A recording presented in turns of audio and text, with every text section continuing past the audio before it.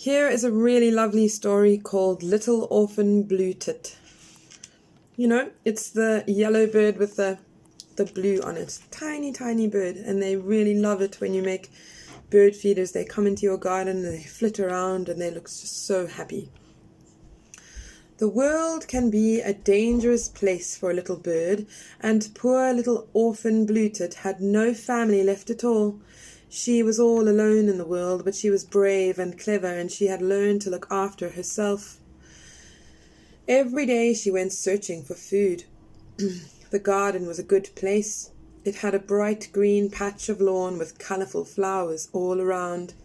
She found plenty of caterpillars and other insects to eat there. But there was danger too. In the corner, by the old birch tree, where the bushes hid the fence, Cat hid in the shadows. He waited there to catch anything that landed in the tree.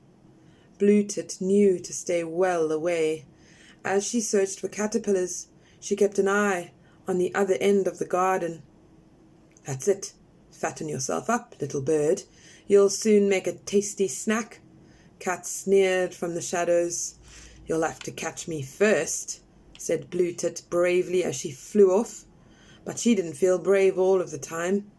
"Autumn is coming," she said to herself as she rested in a tree. "Food will be harder to find.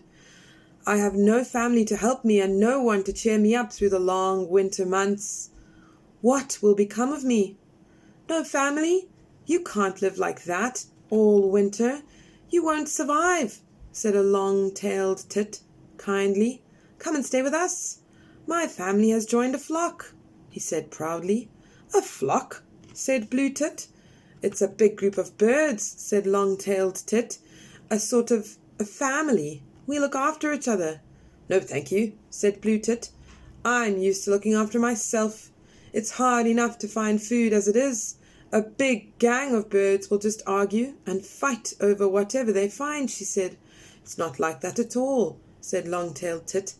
"The elder birds know where the best trees are and how to find enough food for everyone, even on the coldest of days.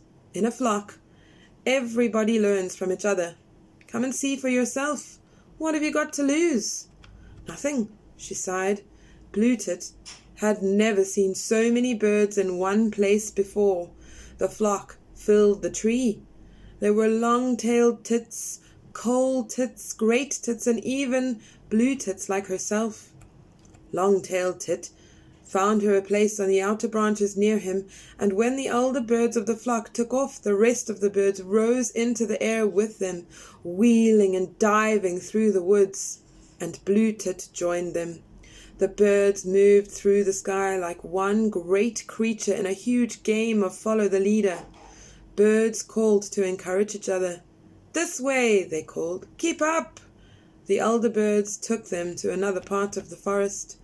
Blue Tit watched as they pushed their beaks under the cracks in the bark to reach the grubs and spiders that lived underneath. "What a great place this is," said Blue Tit as she had a go. She was pleased when she pulled out a nice juicy grub. "It's true," she said. "Everybody in the flock does help everybody else. But I'm just one little bird. What can I do in return?" "Look out for danger, and warn the flock if you see anything," said Long-tailed Tit. "That's a good thing about flocks. The more pairs of eyes you have watching, the easier it is to spot danger." The weeks went by, and the weather turned colder, but the flock did not starve. The elder birds took them even further in the search for food. Blue Tit learned how to search window frames for spiders and find the food that humans put out. One day, the flock flew into a garden and settled in a tree. The birds began looking for insects to eat or peanuts and seeds to nibble from feeders. Blue Tit had traveled a lot since she joined the flock. She had seen many different gardens, but she knew this one. She knew the bright green patch of lawn. She knew the old birch tree in the dark corner where the bushes hid the fence. And she knew what lay in the shadows. Her heart leapt and a cold shiver ran through her as she spotted the glint of an eye and the flash of a claw. "Cat!" she called as loudly as she could. "Danger!" Amid the frantic flurry of flapping wings and terrified trilling, there was a hiss and a streak of fur as Cat sprang out. But he was too late. The flock was safely in the air. All he could do was watch from the middle of the lawn and shriek angrily as the birds flew away. "You saved everyone," said Long-tailed Tit as they flew back to the forest. "Well, I just shared what I knew," said Blue Tit modestly. "That's what you do when you're part of a flock." And it was true.